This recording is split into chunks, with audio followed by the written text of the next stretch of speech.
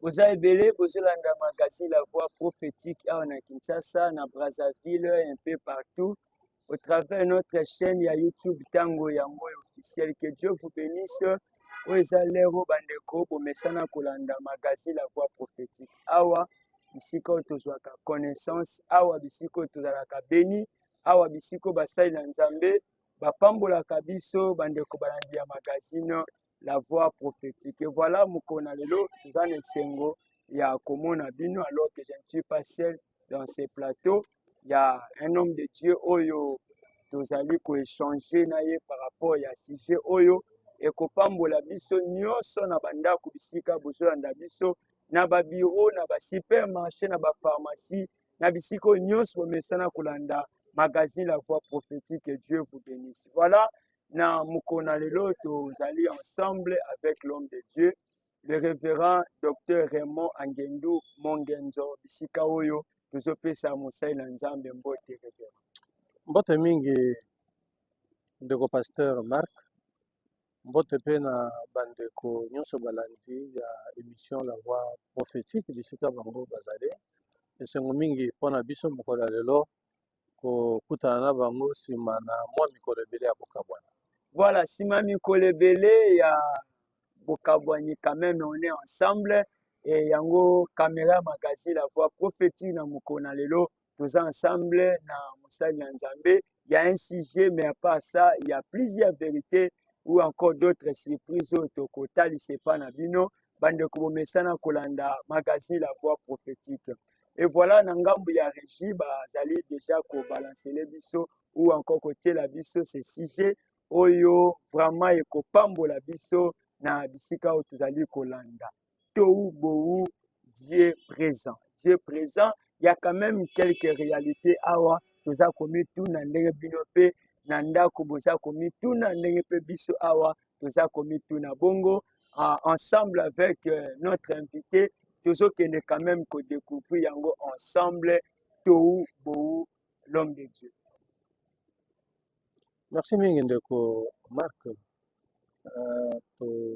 Bengisami kolobela na bandeko kokabwana na bango sujet oyo ya importance monene mingi, sujet ya actualité tozokanisa ke na lisiki ya Nzambe tokoluka koloba quelque chose. Nakanisi toyiboyi ezali kolakisa désordre, ezali kolakisa absence, ezali kolakisa vide, ezali kolakisa ténèbres, ezali kolakisa manque ya lumière, toloba ezali kolakisa situation moko ya calamité oyo bato bakoki kozala na kati na yango, mais que au-delà de tout ça il y a une vérité, c'est que Nzambe azali ata na bisika ndenge wana absence ekoza ya makambo mosusu, mais absence ya Nzambe te, Nzambe azali. Voilà un peu l'essentiel oyo tokolobela mokolo. Voilà, bandeko tozo comprendre et que na bisika oyo tala bisika oyo invité à meme biso quand même tango tozali kolobela si le vide tozobela si le chaos et une situation là bandeko, mais tozo comprendre que awa mosali ya Nzambe azomema biso pour dire que malgré nyonso tu wana Dieu est présent, Nzambe azali bongo to mituni penza mingi mpe ndenge bino mpe bozali komituna bongo tolingi lisusu tozonga na ngambo ya invité na biso maintenant akende kolakisa biso penza boni makambo yango ndenge tozoloba awa bien sûr dans la Bible na Genèse, mais comment expliquer oyo nyonso tozoloba awa le vide, le chaos, le désordre nyonso tu wana, mais de l'autre côté on voit quand même il y a Dieu, révérend docteur. Merci Migi. Nakanisi que lokola uti koloba solo ya biso lelo tozwi yango libanda ya Bible te. Lokola eza lisalo ya makambo ya Nzambe toye kozwa kaka na kati ya Bible. Mais verset oyo esimbi motema na biso tokabola lelo ezali na livre ya liboso ya Bible, Genèse. Toza pe kaka na chapitre ya liboso, chapitre 1. Soki tokotanga 5 premiers versets wana nde baverse oyo totie maboko molimo atindi na nzambe atindi biso totia maboko mpo tokabola lelo tokotanga verse yango mpona korafraîchir un peu mémoire ya balandi ya émission la voix prophétique epe na nsima tokokota kotala quelques vérités oyo tokoki kozwa na esika wana. Genèse chapitre 1, verset 1 jusqu'à 5, voici ce que la Bible dit. Au Amen. commencement, Dieu créa le ciel et la terre. La terre était informe et vide. Il y avait des ténèbres à la surface de l'abîme et l'Esprit de Dieu se mouvait au-dessus des eaux. Dieu dit que la lumière soit et la lumière fit. Dieu vit que la lumière était bonne et Dieu sépara la lumière d'avec les ténèbres. Dieu appela la lumière jour et il appela les ténèbres nuit. Ainsi, il y eut un soir et il y eut un matin. Ce fut le premier jour.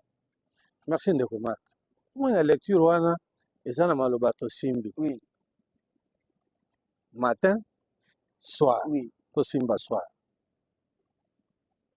Jour et nuit, tosimbi nuit. mm, Lumière, ténèbres, ténèbres. tosimbi ténèbres. Ok.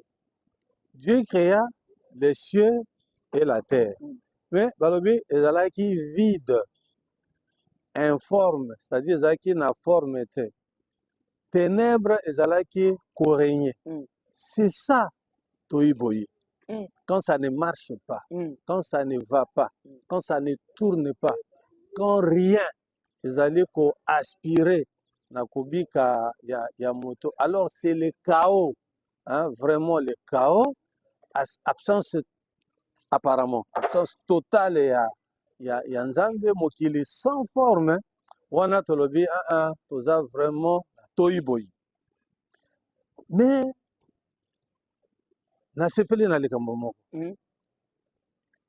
Extrait ya texte wana ezobisa biso l'esprit de Dieu, l'esprit de Dieu, molimo ya nzambe esika mai ezalaki wana, ezalaki kotambola likolo ya mai wana. C'est un peu pour dire que ata na situation ya ndenge wana, na contexte ya ndenge wana, oyo makanisi ya bato esuki, mayele ya bato esuki, eloko ya kosala eza lisusu te, ifo toyeba ke nzambe ya mosika te, nzambe azali pembeni, nzambe aza wana présent, mais peut-être absent na makanisi na biso, na ndenge ya biso ya komona, et puis absent na miso ya biso, parce que na miso physique boye tomoni ete.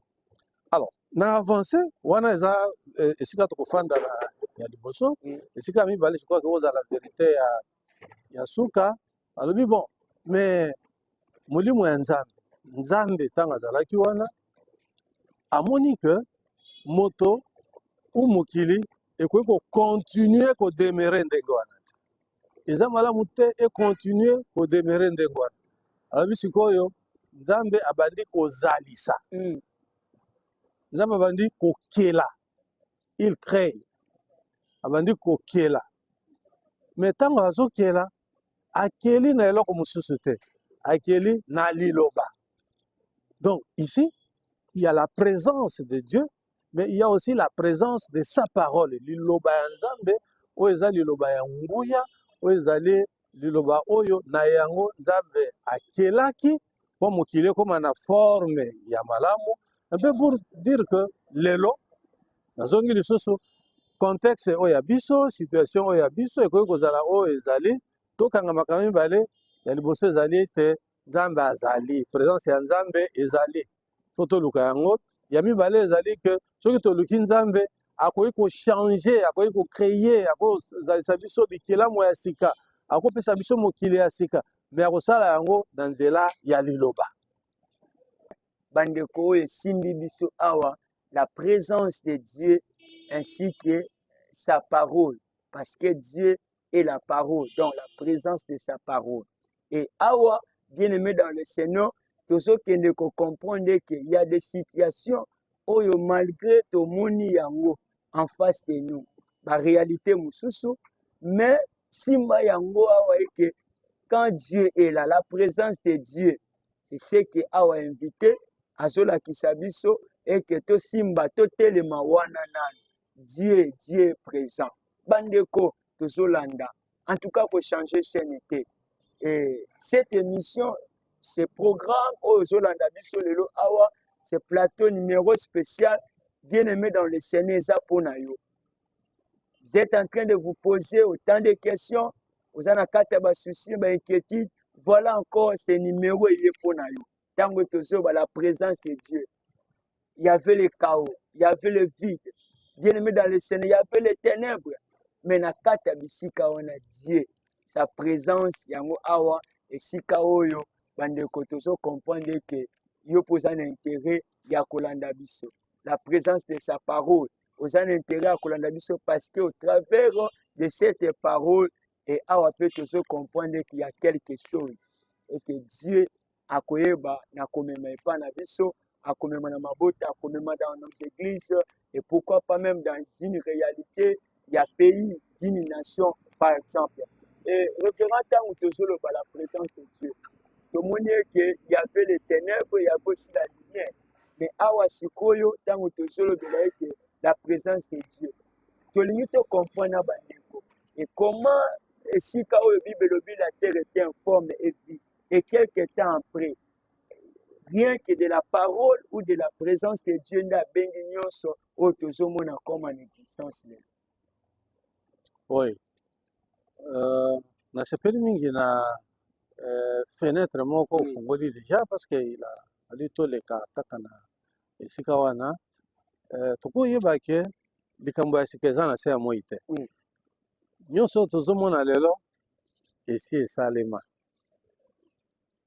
ebana ya nzambe oyo bazali komipesa mpe komitika na maboko ya nzambe bazali na miso ya molimo mpona komona makambo ya ndenge wana omoni liboso ezali kokela nzambe akeli likolo pese tokoya kokomprendre par là que projet ya nzambe mpona moto moko na moko projet ya nzambe mpona libota moko na moko projet ya nzambe mpona ekolo projet ya nzambe mpona mokili projet ya nzambe mpona lingomba na ye projet ya nzambe ntango azali kosala yango asalaka yango mabe mokolo moko te projet ya nzambe eza toujours projet ya esengo projet ya bolamu soki eza bato babika malamu soki otali na nouveau testament lisese moko eza kuna lisese ya kona mabe soki matiti mabe okomona na kati na oyo ya malamu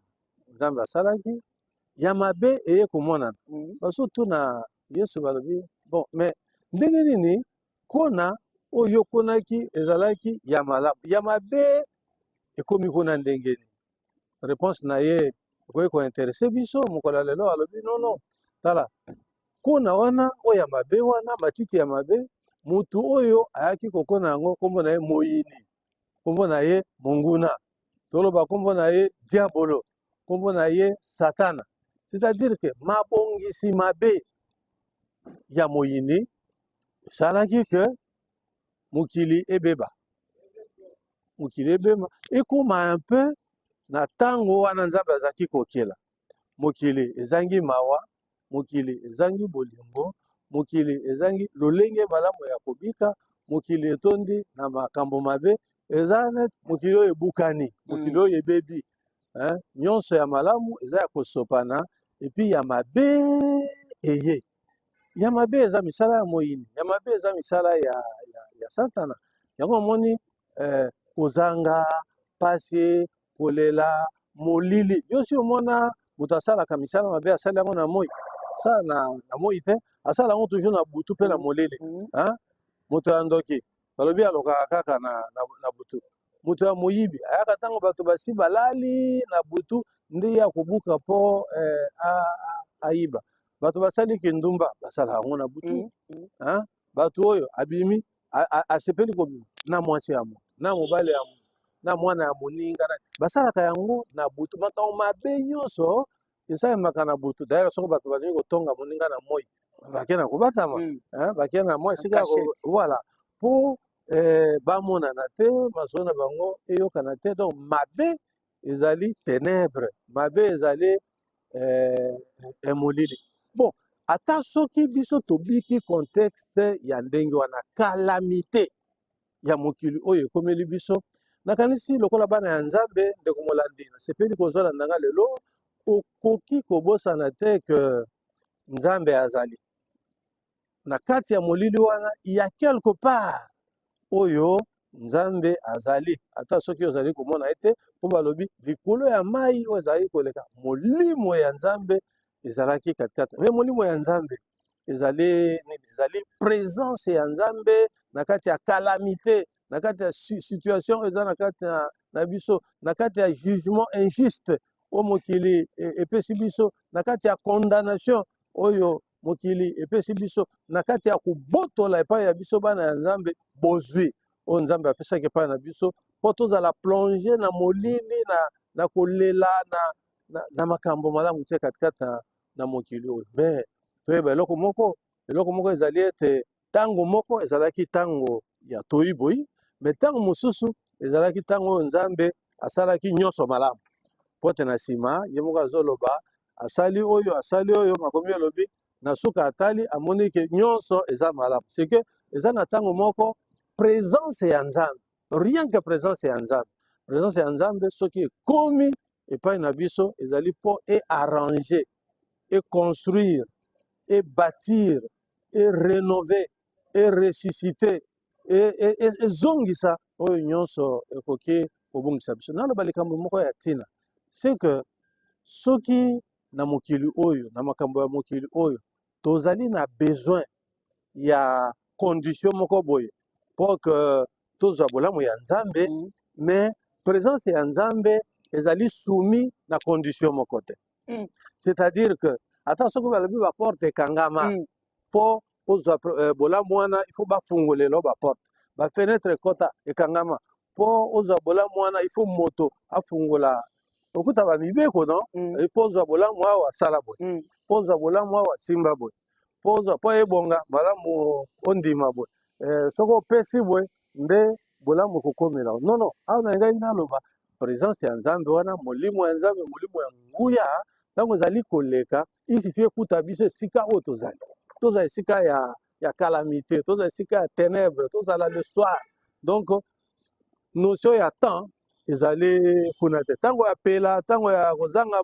mai ntango ya elanga ntango ya mbula ntango nini donc présence ya nzambe esimposaka mpe soki esimpose ezalaka mpo échanger makambo voilà un peu ce que nous pouvons retenir na vérité ya liboso bon situation wana eza situation ya mboka na biso lelo eza situation ya bafamille na biso lelo ezali situation oyo tozobika oyo tozolekisa ata na kati ya église alors eloko nini esengeli mpo na biso tondima mpe toluka présence ya nzambe ekodomine ekomate mpe ekorétablir oyo nyonso nzambe asalaki malamu mpo na biso mpe oyo ekokaki kobeba na ntango moko.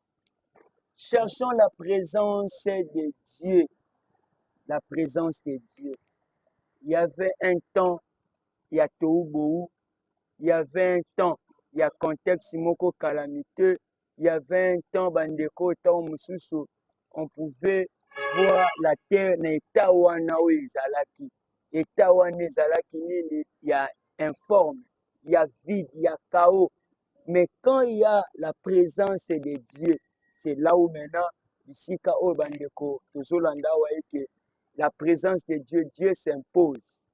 Dieu s'impose. Nous avons besoin de ndenge bamukili balekaka po mutu atombwama, il faut te yebi ba conditions ba préalables. Mais Dieu quand il veut élever une personne, nous avons besoin que il y a ba voix au batu baleki, nzelo batu baleki. Bien-aimé, situation oyo yozolanda biso. Et tolobaki awa numéro spécial oyo eza pona yo. Eza pona famille, eza peut-être pona mimoko oyo. À la fin de cette émission, vous pouvez nous appeler. Parce que bien aimé dans le Seigneur, hasard et pas yanzambe zate. Makamususo nzamba bongisaka na vie ya bato. Dieu a envoyé ce message. Na yo zolanda biso. Plus 243 89 156 28 01. Au cas contraire, en contact aussi avec l'invité, le pasteur. Il va vous aider, bien-aimé, dans le Seigneur. Il va vous aider. Tango tozana yango bien-aimé, peut-être écoute yo o tozoloba, peut-être na toubou, peut-être na tango za ya désespoir. Mais bien-aimé dans le Seigneur, cherchons la présence de Dieu, comme venait de dire le pasteur. Et cette présence, ça a la capacité, il y a qu'on rebâtir, il y a qu'on reconstruire encore. Pourquoi, bien-aimé dans le Seigneur, voulez-vous désespérer alors que nous avons un Dieu Oyazali au point pour relever ta vie, au point de te bénir, au point bien-aimé dans le Seigneur, il y a que ça l'être dans ta vie, au quitter projet on a ma ennemi parce que notre Dieu a un projet merveilleux pour la vie na biso. Oui, oui, justement, parce que au moins vie na biso. Oui, Yande nazo benga situation là, il y a lelo, il y a mokili ya biso lelo. Et ça ka situation ya famille ya mboka te, eza pe vie na nga, eza vie na yo. Toyi boyi na vie na yo, eza pe désordre oyo ezotambola na yango. Toyi boyi na vie na ngai, na vie na yo, ezali pe confusion oyo tozotambola na yango. Toyi boyi na vie na yo, na vie na ngai, eza abandon oyo to abandonné nzambe toza sikoyo mosika ya nzambe esika biso toza kuna molili eza kuna on se retrouve dans un chaos.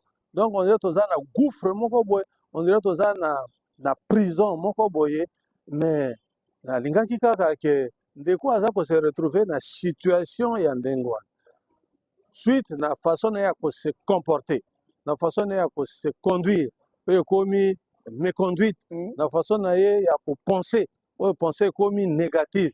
Il faut ayeba que Dieu est présent. Amen. Dieu est présent. Quel que soit sika oya komi, Dieu est présent. Et loko esengeli na bo moyena ezali kaka présence ya Nzambe. Présence ya Nzambe. Bien-aimé dans le Seigneur, yo mutozo vivre dans le désordre, dans la confusion. Voilà pourquoi, bien-aimé, cette émission, c'est numéro autosolo balelo plateau spécial, bien-aimé dans le Seigneur, Dieu a voulu et que Yolanda biso. Olanda émission oyo, elle est très bénéfique et très capitale pour la restauration de ta vie, pour la restauration il y a faire na yebité alors que makambo bande ko kende dans le désordre.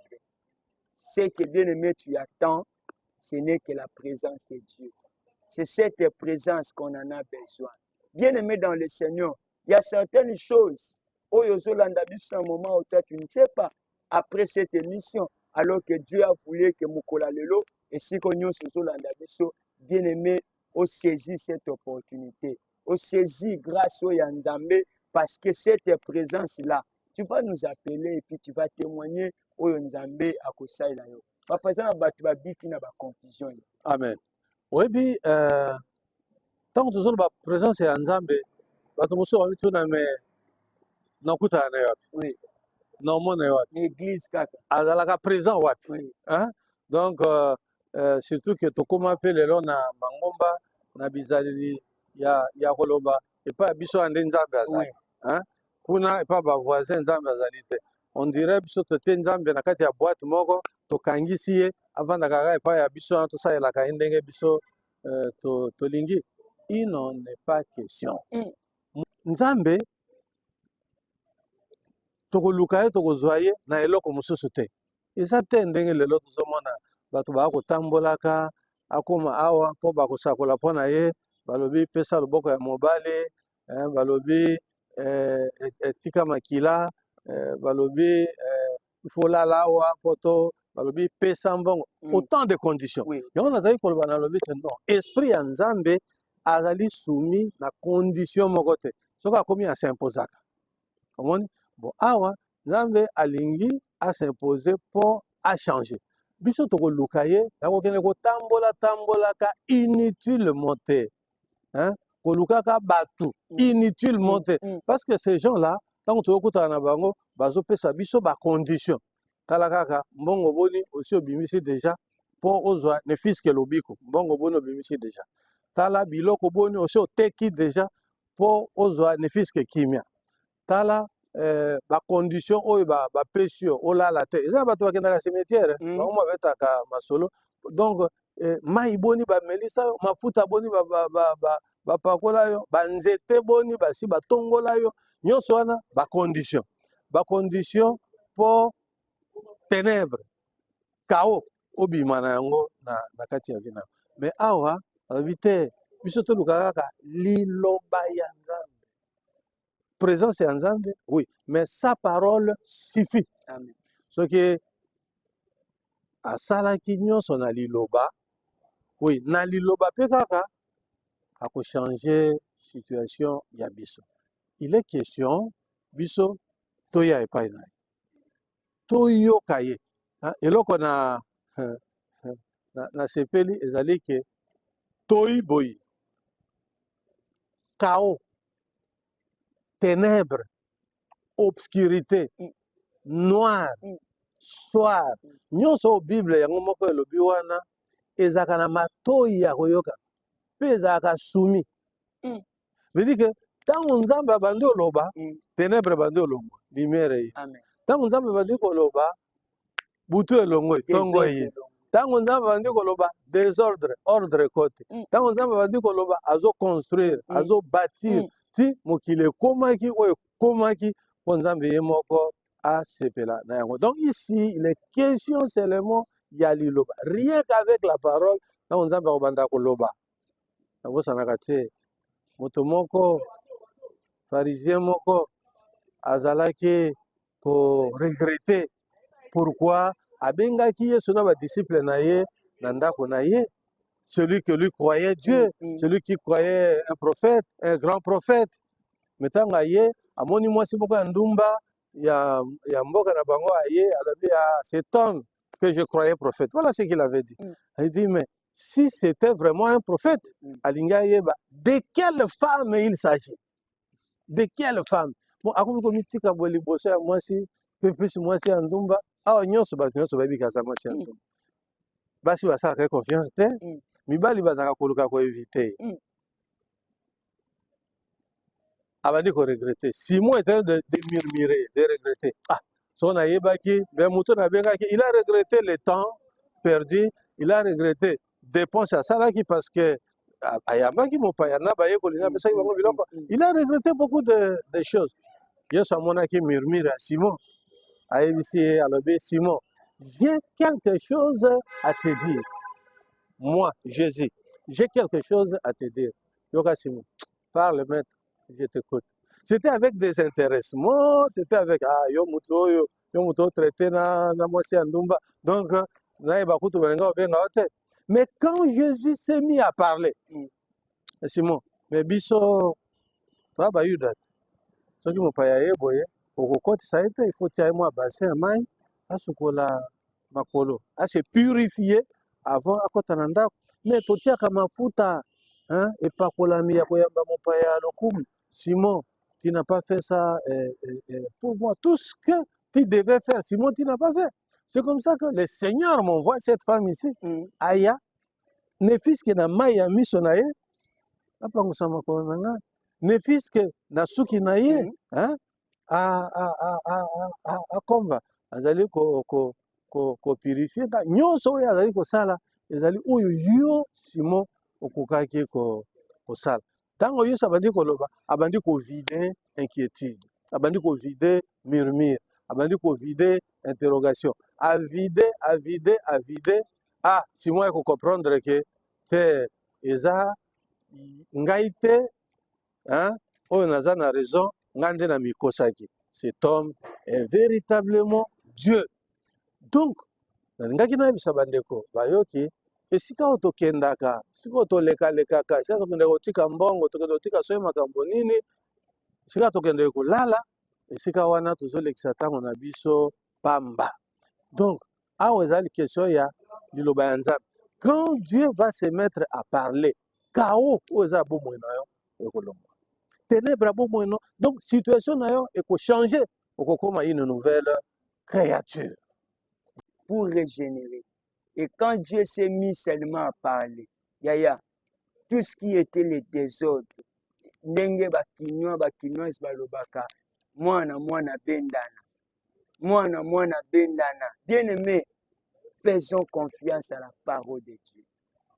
Faisons confiance à la parole du Seigneur, car cette parole a une puissance. a une puissance, bien aimé, de chasser, de mettre tout en ordre, de pouvoir donner cet accès à l'avantage, bien aimé, dans le Seigneur pour que forme et zala.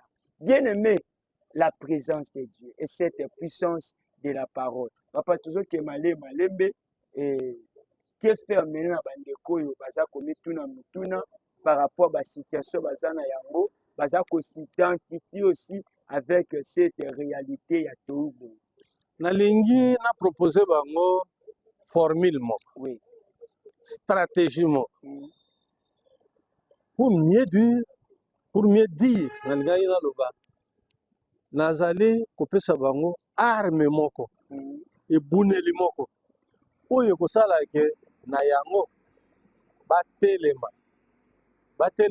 na kondima babunda po babima na chaos, po babima na ténèbre, po babima na mokili wana ya milelo, po situation na bango échange. Donc ndenge aloba pour que Nzambe a créé autrement ou à recréer, c'est-à-dire que a créé encore, a zongisa bango na situation au bazalaki na yango liboso. Pour akomisa bango une nouvelle créature dans une nouvelle création. Arme yango ezali la parole de Dieu. Il n'y a pas notre arme. Toyiboyi ilungwaki na koyokaka mongongo ya Nzambe. Molili ezali lisusu te. Molili elongwe. Mabe ezali lisusu te. Mabe elongwe. Donc arme na biso ezaka liloba ya Nzambe. Olie tokende lukaka toloba olobi nini. Nzambe yo olobi nini. Yesu yo olobi nini. Et puis tobatela kimia na biso esika tozali, quelque chose esika tozali, ata soki eza esika ya mabe, Nzambe akokima yango te mpo eza mabe. Biso totikala wana tokoyoka liloba ya Nzambe na mongongo ya moke. Etango Nzambe akoloba na biso na mongongo ya moke, en tout cas, avec cette arme-là, la parole de Dieu, tokobima na situation oyo eza ya biso. Stratégie ezaka liloba ya Nzambe. Et peut-être que soko eza difficile, opesaki bango numéro ya émission, je crois vers la fin, pour rappeler yango lisusu, bakoki kobenga, parce que elongo tokoki kosalisa na pe, tokosalisa na accompagnement, na stratégie, de façon que tobima. Tolingi que o tozalaki kala une nouvelle création. O tobungisa yango, Nzambe oyo azali liloba lelo, abongisa biso, po lobi na biso, avenir na biso, ezala avenir meilleur. Voilà, bandeko, Dieu a un projet de paix et non de malheur. Nakati ba souci à inquiétude, voilà cette piste, voilà encore ce que Dieu vient de nous donner comme une arme et kokiko sunge pa inabiso. Question à kondimaka. Il suffit seulement de répondre. Pour répondre na o Nzambe azoloba na o Nzambe azolinga, soki toyoki to répondre, notre situation change. OK. Gloire au Seigneur. Plus 243 89 156 28 01. Bandeko tozo comprendre que ce numéro est spécial bandeko ici ko tozo lobela toubo la présence de Dieu. Dieu est là. Dieu est là. Peut-être aussi bien aimé au Jibiso na katikati émission alors que l'homme de Dieu va faire quand même un résumé moko pour comprendre il s'agit de quoi bino ba boso landa biso pe bo Jibiso na kati ya émission au toubo Dieu est présent. Totali mokili tango Nzambe asalaki yango tomoni ndoto ya Nzambe alingaki mokili malamu, mokili ya kobika malamu, mokili ya esengo mpona kimia mpona bato oyo ya koki kokela. Mais tomoni ke nsima mwa ntango moke mokili ekomaki mokili ezangi lolenge, mokili ya molili, mokili ya pasi, mokili kanisa Bible ezoloba mokili ezanga forme, mokili ezanga forme. Alors malgré mokili ekomaki ndenge wana kokesa na likanisi ya Nzambe, Nzambe alongwaki na mokili te. Nzambe azalika na mokili wana. Bongo balobi esika Nzambe aponaki ezali esika mai ezalaki, bongo molimo na ye ezalaki wana. Je crois prochainement, pourquoi seulement de l'eau. Voilà. ya azali mobateli na ngai na kozanga eloko te azali kotambolisa ngai kati na matiti mobeso me apemisaka ngai mpe kati na mai na kimia esika ye azali kopema yango wana likolo ya mai bongo tata ifo sikoyo boye lokola nazali présent nakotika mokili na ngai mpe babwe te nazongisa yango ndenge ezalaki likanisi na ngai nzambe alors mpo akomisa yango mokili oyo ya kitoko oyo ye moko akosepela na yango lokola azalaki présent asaleli liloba abandi koloba ntango abandi koloba akeli mokili akeli bato atie bango na condition oyo ye azalaki yango tolobaki ke situation ya mokili ntango nzambe azali kokela ekesani mingi te na situation ya mokili ya biso lelo kowelana epai bitumba epai nzala epai kozanga epai bobola epai ekotisi biso na kati ya molili c'est ça le chaos makambo nyonso eza malamu te ata kisi oyo mpo obikisa nzoto eza ya kozanga mwa ndunda mpo olia eza donc tokoti na chaos na mokili ya molili me sikoyo ntango toza kuna tozomibeta kolukaluka kokende gauche kozonga droite émission lelo ezalaki na importance monene mpo tolakisa bandeko ke malgré situation oyo wana aza na yango nzambe azaka pembeni wana bon akokende koluka ye na kopesa mbongo te kopesa bilamba te kokaba bato na kati ya famille te kosala eloko nini te kokila mikolo koto mibale te parce que nzambe lokola azali wana nzambe alingi kaka biso to répondre na oyo ye azozela epai na biso abanda koloba liloba donc ntango akoloba liloba soki alobi nalingi ndeko abima na molili elongwe molili ekoti nalingi maladi oyo ezala lisusu te omoni mbala moko condition eza te pesa boye mpo na boye sala fishi boye mpo eza kuna te kozala mpe kuna te donc yango tolobi kisi oyo tolingi opesa bato munduki oyo tolingi opesa bato mpo babunda na yango etumba ya kokimisa molili na bomoi na bango kolongwa na kati ya mokili oyo ezangi kobika ezali kaka liloba ya nzambe to répondre na liloba ya nzambe nzambe akosala mpo na biso mokili ya sika akokomisa biso moko mpe bikelamu ya sika mpo tobika na mokili wana ya sika mpo lolenge toza nano boye bato ya yaoli tokoki na mokili ya sika te mpo tokobebisa yango lisusu. Voilà, Bandeko Balandi à magazine La Voix Prophétique. En tout cas, une émission très bénie. En tout cas, Zomonango, combien l'homme de Dieu, le référent docteur Raymond Angendo, nous a salué avec cette parole très captivante pour que na kat na vie na biso to quitter le chaos, to quitter bien aimé les désordres, la situation oyo nyonso et ezali ko environner biso pour que kat na biso to zo accès na oyo to uti koloba wa ndoto wana. Mais en tout cas avec Dieu, voilà ce que nzamba yeko sala pe akima quitté. Mais alors que rien que de sa présence, to moni nyuni oya malamu oyo touti ko expliciter yango awa na kati émission na biso. Mais toujours rappeler na bino que le référent Raymond Angendo Mongenzo, il est aussi pasteur à l'ECC 13e CBFC, c'est-à-dire Communauté Baptiste du Fleuve Congo, précisément l'église locale CBFC Gombe. Et là, nous avons toujours mon appel déjà na bilini na biso. Cette coïncidence toujours le 5e veille d'alliance avec Dieu en 2025 avec ce sujet Ouin pour triompher. Papa Lobela non bande bazolo andabiso cette activité allait le vendredi 20 mai 2025 5e veille d'alliance 2025. Autre chose qu'on retenir les que il y a 2 ans et demi c'est Gombe posaki na vision abiso il y a veillée d'alliance. Accompagner les enfants de Dieu. Très bien. Et tout ça, l'expérience na une première année, quand on évalue, bilan est tellement positif que l'ensemble va le non, initiative tout ça va veiller. Mais il s'agit de veiller d'alliance avec Dieu. Non, ça doit continuer. Tu bandit deuxième année, tu gagnes la deuxième année, tu commis na souka 24 mois, 24 veillées. Wana lisusu bilan merveilleux. Bilan bon alors et comme initiative il y a libella na kati ya église. yango ndo omoni tokoti na 3e année. Ok. Alors soko ozwa sikoyo 24 réveillés d'alliance obaki sikoyo na mbula tosali déjà 4, donc tosali déjà 26 veillés. Donc surtout soko oyoki bandeko oyo basala 26 sur 26 okopambola nzambe biso bamosusu tosali 26 sur 26 te mpona bacontrainte ya mosala.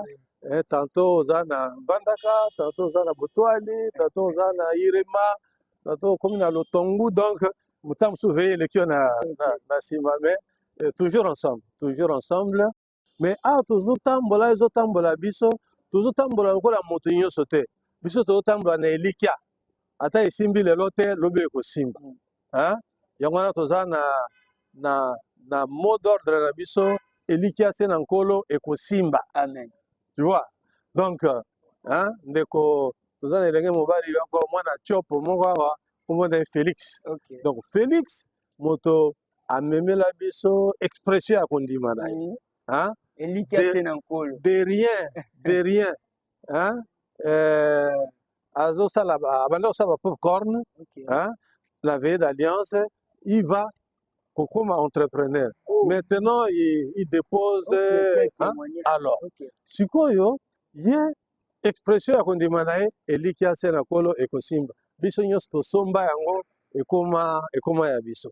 Alors, lokola ba pèlerin d'espérance batamboli ya elikia na année 2025, chaque mois tozalaka na ba sous-thème tozalaka ko développer. Net mois passé tolobaki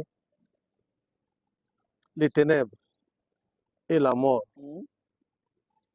n'ont pas les derniers mots. Parce que tant molili ezipaki mokili bakanisa ye ke masolo ya Yesu esili. Tant babomaki ye na ekulusu bakanisa ke masolo ya Yesu esili. Bakotisi ye na kunda bakanisa ke masolo ya Yesu esili. Eza ndenge wana bayini bamonaka neti bakotisi kwa Yesu akotaka na kunda biso mpe bakotisi biso kuna eliki ya bato esili. Yesu akei nyonso esili mais molili na kufa azwaki liloba ya suka te mpo nsima mikolo misato alleluya asekwaki. Eza Pâque te eza Pentecôte te nsima ya Pâque ezalaka Pentecôte tozomibongisa mpona Pentecôte. Soko omoni wana veillée ezali le 30 alors que le 8 toko célébrer Pentecôte. Donc awa eza ndenge nini epakolami wana nguya wana onction wana oyo bayekoli bazwaki na ntango ya Pentecôte oyo esalaki ke bazala transformé bakoma bato ya lolenge mosusu en tout cas bato ya koloba na ndenge mosusu mpe toloba meme lingomba ebotama. Donc biso batamboli awa tosekwaki tolingi tokoma bato ya lolenge mosusu toza bato ya esprit mosusu, esprit ya kotriomphe ya kozala ya balongi. Donc awa tongo oza lingomba ya balongi yango wana tolobi tala awa biso nyonso tozomibongisa mpo tozala oin tozwa epakolami oyo wana mpo totriomphe. Motei Mark omoni bato ya baesprit lokola bakaleb batindi ye na baninga na Josué ntango bakei ntango bazongi mais deux catégories on se voit bingambe bakuna mboka tomoni kuna ya soda ya kolia ezali ya komela ezali pays coule le lait et le miel, mais nous sommes comme des sauterelles. Bato wana bakolia biso na ndenge moko sakana te, mais il y en a eu Caleb avec notre esprit alobi te ndenge nzambe alobi mpo na biso tokenda malgré baza bingambe biso tokozwa mboka wana ekokoma ya biso. Tala esprit ya triomphalisme na ndenge ya mabe te positivement. Awa biso tolingi koloba Pentecôte oyo biso nyonso topakolama mpo tokoma bakaleb tolonga bangomba tolonga mipepe tolonga makambo ya vi na biso oyo tozokoka yango biso moko na Voilà. nzoto te Ozo me rappeler tokoloba. pe adresse en même temps ozo lobela bandeko tali caméra baza na Kinshasa bandeko ya Brazzaville nazo ndima eke bandeko mosusu bakokatisa baye kolanda 5e V d'alliance avec Dieu. Adresse eza kaka moko na Kinshasa na commune ya Gombe. Mweso oza na commune ya Gombe na balaba abenga yango Lukusa.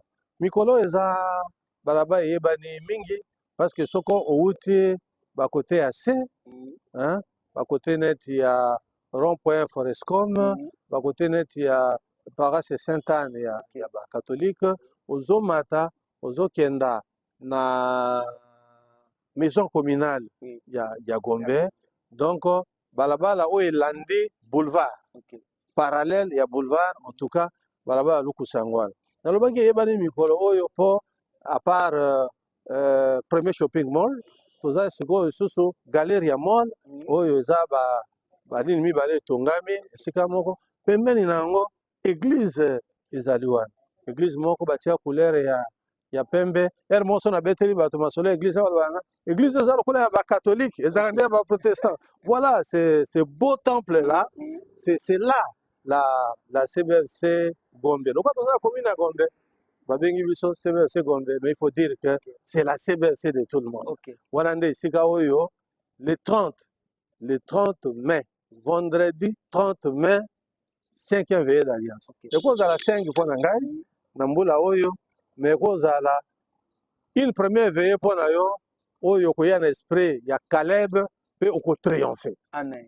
Voilà, venir avec l'esprit de Caleb et 5e veillée d'alliance avec Dieu ouais pour triompher. Mosala Nzamba a expliqué biso yango parce que awa spécial Pentecôte bongo kati na biso déjà cet esprit là tozoya na yango parce que nous sommes appelés à triompher. Voilà Telengonga. Nalobika moi muke. Voilà. Pono ki na osisa matea nyos matea voilà.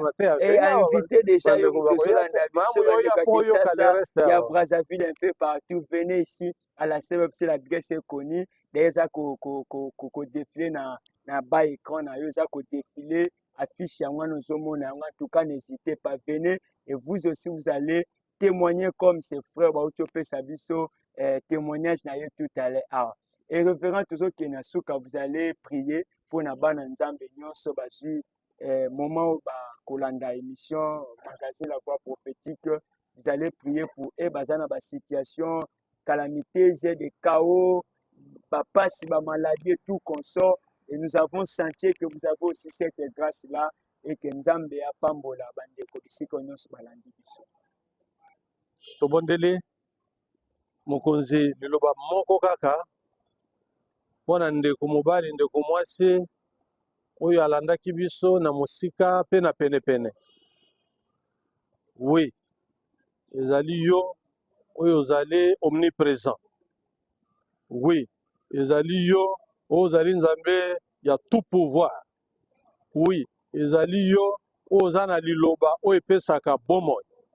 Loba liloba moko po kao oyo eza ya ye échanger. Loba liloba moko po abika bomoi ya sika. Loba liloba moko po akoma ekelamu ya sika oyo akosepela na mokili ya sika oyo olingi kosala mpona ye. Losambo oyo ekuta moko na biso pe soki tozwi ngolu liboso na yo ekoma réalité na bomoi ya moko na moko na kombo na Yesu. Amen. Amen. Voilà, nous sommes bénis, bénis, bénis, bénis dans nos familles. Bisika nyonso tolandi magazine La Voix prophétique ya mukona lelo bisika o tozala kine sengo ya ko échanger avec l'homme de Dieu le révérend docteur Raymond Angendu bisika o tolobeli c'est sujet bandeko toubo Dieu est présent. Dieu est présent. N'hésitez pas ba numéro ezali wana vous pouvez aussi soutenir cette émission nzamba pambola yo. En tout cas ça n'est fini pour na mukona lelo. Nzambe a sali biso ngolo tokutali mikolo ezali koya avec le même plaisir. Que Dieu vous bénisse. Bye bye. Bye bye.